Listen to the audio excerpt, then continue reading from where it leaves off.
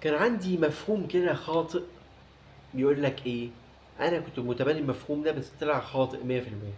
المفهوم ده بيقول لك الاتي، بيقول لك ان جودة الاكل اللي بتاكله، اكل اي اكل يعني اكل بشكل عام اللي بتاكله، بتاكل فراخ، بتاكل لحمة، بتاكل فيتامينات، بتاخد فيتامينات، بتاخد حاجات محفزة وهكذا، تشرب قهوة، نسكافيه، شاي، ايه يكن.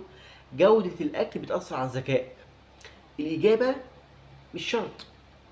ممكن تلاقي واحد فقير بياكل فجل وبصل، يعني هو بياكل يوميا فجل وبصل او فول وطعميه، اكله بسيطه خالص، مش اكله اللي هي اكله دسمه او اكله فيها مكملات غذائيه كبيره جدا.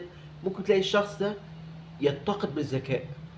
الغذاء مهم لحياه العقل او المخ، الحياه مجرد الحياه، لكنها ليست معيارا للذكاء.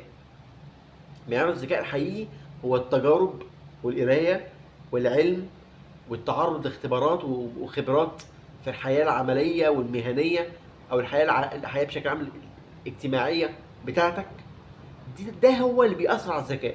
لكن فكره التغذيه والغذاء، وانك انت تقول انا هاكل كويس فابقى ذكي، دي عامله بالظبط زي فكره ايه. انا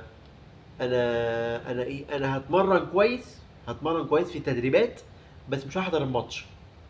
انت عارف الفكره دي. انت مثلا كفريق كوره تتدرب كويس جدا في التدريبات، يعني انت يوميا يوميا انت كفريق كوره تلتزم بالتدريبات وبتعمل التمارين بشكل ملتزم ويومي. لكن انت قررت ان يوم الماتش اللي هو يوم الاختبار ما تحضرش الماتش. يعني انت التدريبات دي نفعتك في حاجه؟ لا. نفس الكلام بالنسبه للتغذيه، انت بتتغذى، بتاكل عشان تعيش، لكن مش عشان تبقى اذكى. الذكاء ليه علاقه بالايه؟